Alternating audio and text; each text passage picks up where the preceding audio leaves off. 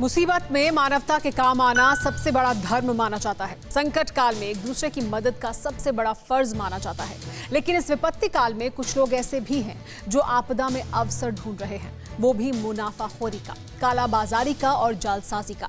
बेबस लाचार मरीजों और उनके परिजनों से पैसे ऐंठने के लिए न सिर्फ दवाओं की ब्लैक मार्केटिंग कर रहे हैं, बल्कि जीवन रक्षक दवाओं के नाम पर डुप्लीकेट दवाओं को भी बेच रहे हैं। आखिर कौन है वो कोरोना काल के खलनायक? कैसे इंसानियत के इन दुश्मनों का हुआ पर्दाफाश? आप खुद देखिए।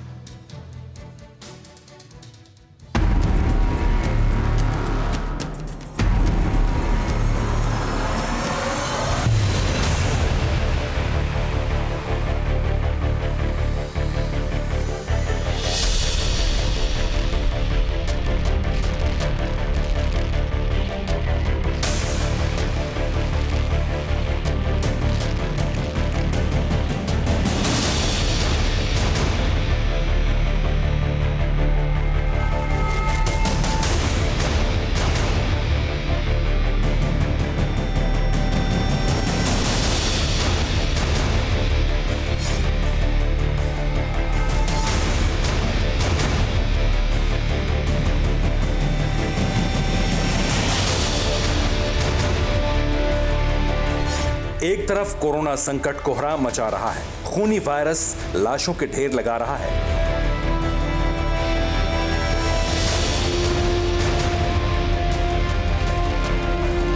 लेकिन इस विपत्ति काल में भी कुछ लोग ऐसे हैं जो किसी दूसरे की मदद करना तो दूर, इस काल में अपने फायदे के लिए मरीजों की जिंदगी से खिलवाड़ कर रहे हैं, उनकी मजबूरी का फायदा उठा रहे हैं और इसके लिए कालाबाजारी और मुनाफाखोरी जैसे हथकंडे तक अपनाए जा रहे हैं।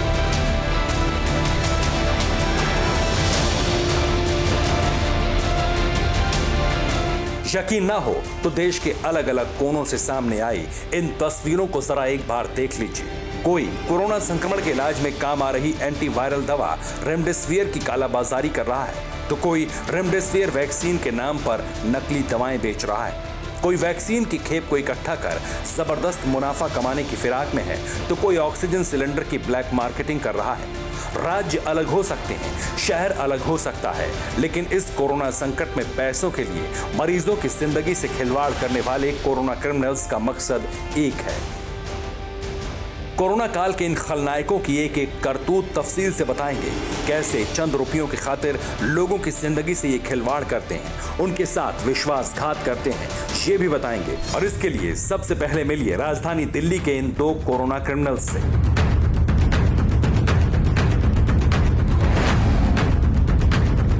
दिल्ली पुलिस की गिरफ्त में खड़े इन दो युवकों को देखिए। भले ही ये कोई पेशेवर अपराधी नजर नहीं आ रहे हों, लेकिन इन्होंने जो गुनाह किया उसे अंजाम देने के लिए बहुत शातिर दिमाग चाहिए। दोनों आरोपियों ने चंद रुपयों की खातिर रेमडेसिविर दवा की फर्जी खेप तैयार की और उसे जरूरतमंदों को बेचने लगे। पुलिस की माने तो ये दोनों रेमडेसिविर की एक डोज को 35,000 रुपए तक में बेच रहे थे।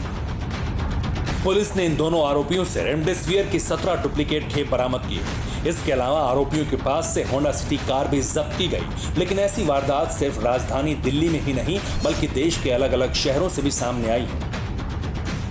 अब जरा इन तस्वीरों को देखिए। चेन्नई, वडोदरा, ये सभी आरोपी प्राण रक्षक रेमडेसिविर की कालाबाजारी करते हुए गिरफ्तार किए गए हैं।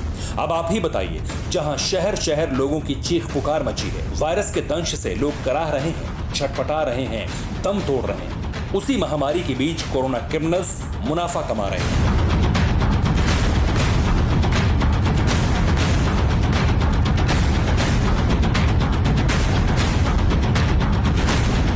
सिर्फ रेमडेसिविर की कालाबाजारी ही नहीं हो रही, कोरोना काल में ऑक्सीजन की ब्लैक मार्केटिंग का डर्टी खेल भी जारी है, क्योंकि पूरे देश के अस्पतालों में ऑक्सीजन की किल्लत से जुड़ी खबरें सामने आ रही हैं। हर स्टेट ऑक्सीजन संकट से जूझ रहा है। ऑक्सीजन के एक सिलेंडर के लिए मारामारी मची हुई है।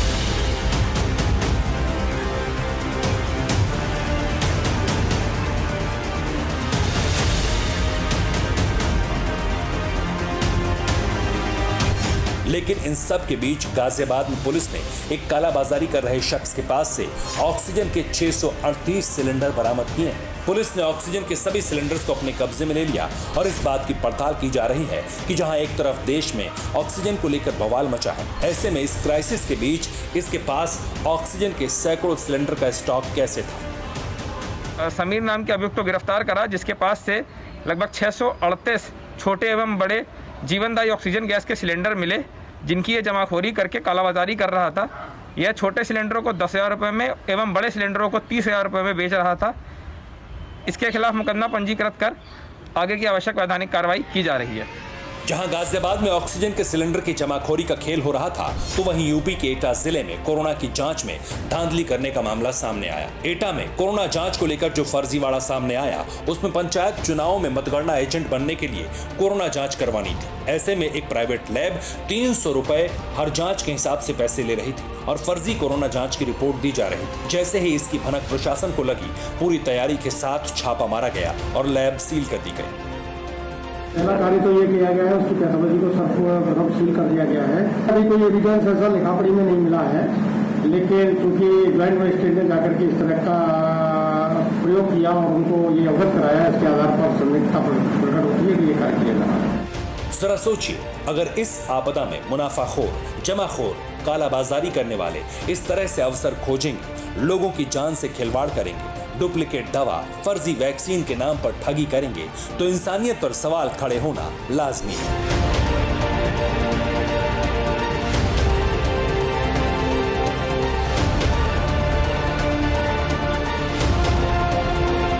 Bureau report, TV9 Bharatvarsh.